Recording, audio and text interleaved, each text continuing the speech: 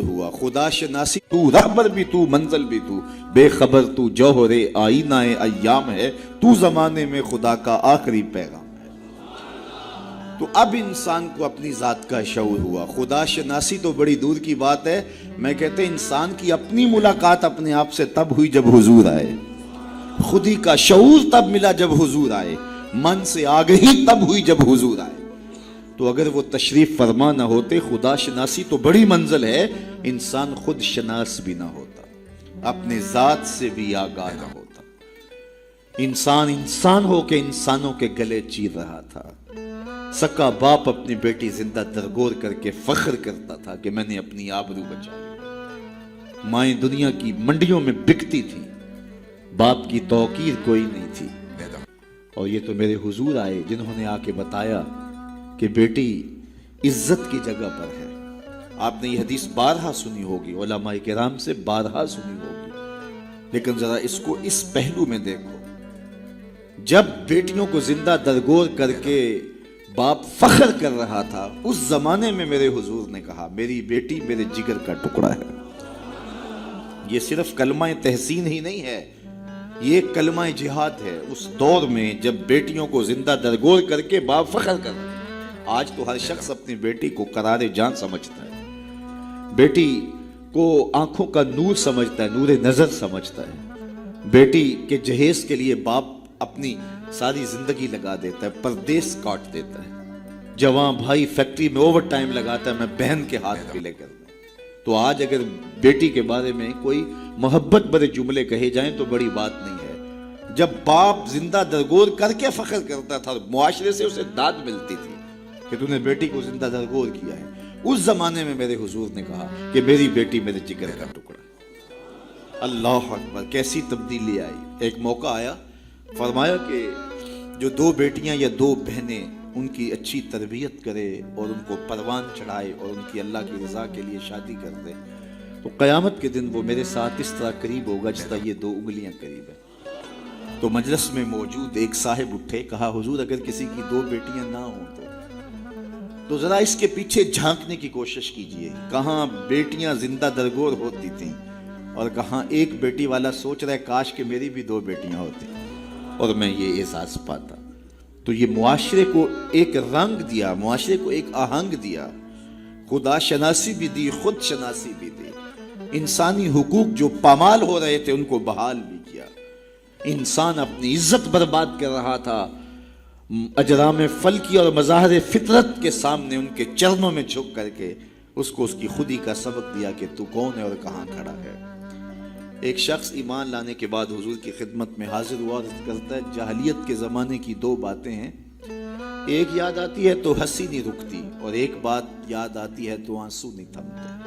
کہا وہ کون سی دو باتیں ہیں؟ کہا وہ بات جو یاد آئے تو ہنسی نہیں رکتی وہ یہ ہے کہ میں ایک لمبے سفر پہ گامزن تھا، میں نے سفری معبود پتھر کا بنا ہوا ایک بت بھی اپنے سامان میں باندھ لیا کہ راستے میں پوجا پاٹ بھی چلتی رہے، لیکن جب سامان اٹھایا تو سامان بہت بوجھل تھا۔ میں نے سوچا کہ یہ تو میں اپنے ہی معبود کے بوجھ تلے دب کے رہ جاؤں گا، تو میں نے اس کو نکال دیا اور آٹا یا ستو گوندھ کر کے میں نے ایک چھوٹا سا معبود تیار کیا اور اس کو دھوپ میں رکھ کے خشک بھی کر لیا کہ مزید ہلکا پھلکا ہو جائے، اور اس کو اپنے سامان میں اپنے ساتھ رکھ لیا۔ پوجا پاٹ بھی چلتی رہی۔ خیر جو میرا اندازہ سفر تھا توشہ سفر بھی میں نے اس کے مطابق لیا تھا، لیکن سفر کوئی 2-4 دن اوپر چلا گیا، توشہ سفر ختم ہو گیا۔ ایک آدھ دن تو میں نے بھوک کاٹی، لیکن جب انتڑیوں میں بل پڑنے لگے اور مجھ سے گوارا نہ ہوا تو میں نے تھیلے سے اپنے اس معبود کو نکالا جو آٹے کا بنا ہوا تھا، اس کو پتھر پہ رکھ کے کوٹا، پھر اس میں پانی ڈالا، پھر اس کو گوندا، پھر روٹی پکائی اور پھر کہا میرے معبود اب کام نہیں آئے گا تو کب آئے گا؟ اب تو میری انتڑیوں میں بل پڑ رہے ہیں، مجھے جاہلیت کے زمانے کی وہ یاد آتی ہے تو مجھے اس بت کی بے بسی پہ ہنسی آتی ہے۔ کیسا بے بس معبود تھا جو اپنے پجاری کو اتنا بھی گزارش نہیں کر سکتا تھا، مجھے پوجنے والے میرے پہ اتنا تو ترس کھا، اب مجھے دانتوں تلے چبا کے تاریک میدے میں پھینکے گا، پھر گندگی کے ڈھیر پہ ڈال آئے گا، آخر میں تیرا معبود رہا ہوں، میرے پر یہ قیامت تو نہ توڑ۔ تو ایک تو وہ یاد آتی ہے بات تو میری ہنسی نہیں رکتی، اور جو دوسری بات مجھے یاد آتی ہے تو میرے آنسو نہیں تھمتے، اور وہ یہ ہے کہ میری بیوی امید سے تھی اور میں لمبے سفر پہ گیا، کئی سالوں کے بعد واپس پلٹا تو میرے آنگن میں بیٹی کھیل رہی تھی۔ میری بیوی نے اس ڈر سے کہ کہیں بیٹی کو دیکھ کر کے زندہ درگور نہ کر دے، اس کے توتلے لہجے میں میرے لیے محبت ڈال دی تھی، اور وہ مجھے یا آباتا ہو کہہ کے مخاطبہ کرتی ہے اور میری ٹانگوں سے چمٹ جاتی ہے۔ میں صفاق تھا اندر سے اور مجھے بڑا غصہ آیا۔ میں نے اپنی بیوی کو گھورا کہ ایک تو نے سانپ کو جنم دیا ہے اور دوسرا نخرے کرتی ہے، اس کو باتیں سکھائی ہیں، اور موقع کی طاق میں رہا۔ لیکن اس بیٹی کے سینے میں میرے لیے اس کی ماں نے اتنا پیار ڈال دیا تھا۔ بیٹیاں تو ویسے بھی باپ سے ٹوٹ کے پیار کرتی ہیں، بیٹیوں کی محبت تو مثالی ہوتی ہے۔ پھر ماں نے محنت کی تھی کہ اس کا باپ کوئی انتہائی قدم نہ اٹھائے، تو اس کے لیے، اس کے باپ کے لیے بے پناہ محبتیں ڈال دی تھی۔ کہتے ایک دن میں نے موقع پایا اور اس بیٹی کو اٹھایا اور صحرا میں لے گیا۔ میرا خیال یہ تھا اس سے آج جان چھڑا لوں، اور گڑھا کھودنے لگا۔ کڑکتی دھوپ تھی، میرے بدن پہ پسینہ نمودار ہوتا تھا۔ وہ آگے بڑھتی اور اپنے دوپٹے سے میرے ماتھے کا پسینہ پوچھتی، لیکن میرا دل پھر بھی نرم نہ ہوا۔ خیر جب میں نے گڑھا کھود لیا تو باہر نکلا تو میری بیٹی نے سکھ کا سانس لیا کہ میرے باپ کی مشقت ختم ہوئی، لیکن وہ نہیں جانتی تھی کہ اگلی مشقت کس کی شروع ہوئی۔ میں باہر نکلا اور اس کو زور سے اس گڑھے میں دھکا دے کے اوپر سے مٹی انڈھیلنے لگا۔ وہ ننھے ننھے ہاتھ جوڑتی رہی، چیختی رہی اور مجھ سے گزارشیں کرتی رہی کہ یہ کیا کر رہے ہو، لیکن میں اوپر مٹی انڈھیلتا رہا اور اس کی چیخیں اس ریت تلے دب گئیں۔ آج جب اسلام لایا ہوں تو اس کی چیخیں مجھے سونے نہیں دیتی۔ عرب کے ریگزاروں میں دبی ہوئی معصوم بچیوں کے سسکتے آنسو اور اس کی روتی آنکھیں کس کو پکار رہی تھی؟ بیواؤں کی چیخیں فریاد کر کر کے کس کی منتظر تھی؟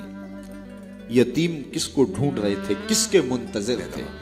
زمانہ آنکھیں فرش بچھائے ہوئے کس کا انتظار کر رہا تھا؟ وہ جس کے نام پر داؤد نے نغمہ سرائی کی، وہ جس کے ذکر پر شاہ سلیمان نے گدائی کی۔ دل یحییٰ میں رہ گئے ارماں جس کی زیارت کے، لب عیسیٰ پہ آئے واز جس کی شان رحمت کے، جو بن کے روشنی پھر دیدہ یعقوب میں آیا، جسے یوسف نے اپنے حسن کی نئے رنگ میں پایا۔ نہ دانم آ گلے خنداں چے رنگ و بو دارت، کہ مرغے ہر چمنے آرزوئے او دارت۔ ہر کوئی منتظر ہے، کوئی ہاتھ پھیلا کے کہہ رہا ہے ربنا وابعث فیہم رسولا۔ مالک آنکھیں بوڑھی ہو گئی، اب اس رسول کو بھیج بھی دے۔ حضرت عیسیٰ تو بولے مبشرا برسول یاتی من بعد اسمہ احمد۔